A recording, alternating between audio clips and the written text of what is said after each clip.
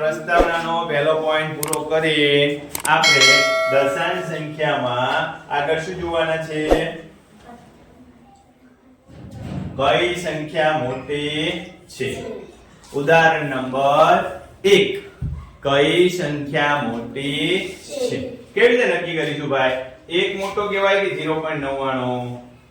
તો જો એક પોઈન્ટ પછી ભલે કાંઈ નથી પણ આપણે લખીએ. કેમ લખાય? તો કે 1.00 આમ લખાય. એટલે એક આખો છે 0/10 અને 0/100. બેનો આ ધ્યાન રાખો. હવે 0.99 છે તો આમાં 0 થાય. પહેલો આંકડો જો 0 થાય, દશાંશના સ્થાન ઉપર 9/10 છે અને સત્તાંશના સ્થાન ઉપર 9/100 છે. આ રીતે થશે. તો હવે તમે કયો, જો દશાંશના સ્થાન પર 0 છે, અહીંયા પણ 0 છે, પણ પહેલાની પૂર્ણ સંખ્યા છે, અહીંયા પણ પૂર્ણ સંખ્યા છે, પણ અહીંયા કઈ નથી, ત્યારે અહીંયા 1 છે. તો કઈ સંખ્યા મોટી થાય ભાઈ? તો કે 1 કરતા 0.99 આ બંનેમાં કરતા 1 મોટો થશે. કયો મોટો થશે? 1 મોટો થશે.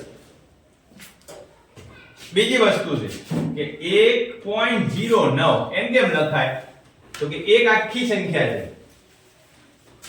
દશાંશની જગ્યાએ 0/10 છે અને સત્તાંશમાં 9/100 છે. હવે જો બહુ મોટી રકમ આવી ગઈ. 1 0/10 9/100 અને 3/1000. આના ઉપરથી તમને કઈ ધ્યાન આવ્યું? કોઈ પણ સંખ્યાને નાની મોટી નક્કી કરવા માટે જુઓ, અહીંયા સહસ્ત્રાંશના સ્થાનમાં કાંઈ છે નહીં. છે અહીંયા 0 છે, અહીંયા 0, અહીંયા 1 છે. કયું સ્થાન જોવાનું છે? ખાસ આ જોવાનું છે. અહીંયા સુધી બે સરખા છે. આ અહીંયા આ 9, આ પણ 9 છે સરખું. હવે જો અહીંયા 0 છે, અહીંયા 3 છે. કયું મોટું થાય? 0 મોટો થાય કે 3 મોટો થાય? 3 મોટો થાય. એટલે આ બંને સંખ્યાઓમાં કઈ સંખ્યા મોટી થાય ભાઈ? તો કે 0.93. કઈ સંખ્યા મોટી જાય? 0.93. એક ખાસ વસ્તુ કહી દઉં તમને, કોઈ પણ સંખ્યાને નાની મોટી બતાવો તો આપણે સંખ્યાનું જે ચેપ્ટર ભણીએ છીએ એનું નામ શું છે? દશાંશ સંખ્યા. હવે તમે મને કહો કે દશાંશ સંખ્યા એટલે શું? દશાંશ સંખ્યા એટલે શું? યોગેશ પાછું આવ્યું. ઈ જોવે સાહેબ ભણાવે કે નથી ભણાવે? ન ભણાવે ને તો અંદર જાઓ. ભણાવતા હોય અંદર જાઓ નથી. ડિસ્ટર્બ ના કરાય ને? હે યોગેશ? ડિસ્ટર્બ કરે? હાલો ભાઈ, એનું કામ કરે. દશાંશ સંખ્યા એટલે શું? તો ભાઈ દશાંશ સંખ્યા એટલે એવો અપૂર્ણાંક કે જેના છેદમાં હેતલ 10 100 1000 એટલે કે મીંડાવાળી સંખ્યાઓ હોય તેને દશાંશ સંખ્યા કહેવાય. કોકિલા બેન, દશાંશ સંખ્યા એટલે શું? પ્રિયંકા બેન, આરતી, અંજલિ, શાંતિ. દશાંશ સંખ્યા એટલે શું? તો કે દશાંશ સંખ્યા એટલે એવો અપૂર્ણાંક કે જેના છેદમાં 10 100 અને 1000 હોય.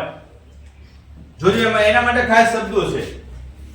એવી જે પણ સંખ્યાઓ આપેલી હોય, ધારો કે આમ સંખ્યા આપેલી હોય તો આ દશાંશ સંખ્યા, આમ આપેલી હોય તો આ પણ દશાંશ સંખ્યા, આમ આપેલી હોય તો આ પણ દશાંશ. એના નામ અલગ અલગ છે ભાઈ.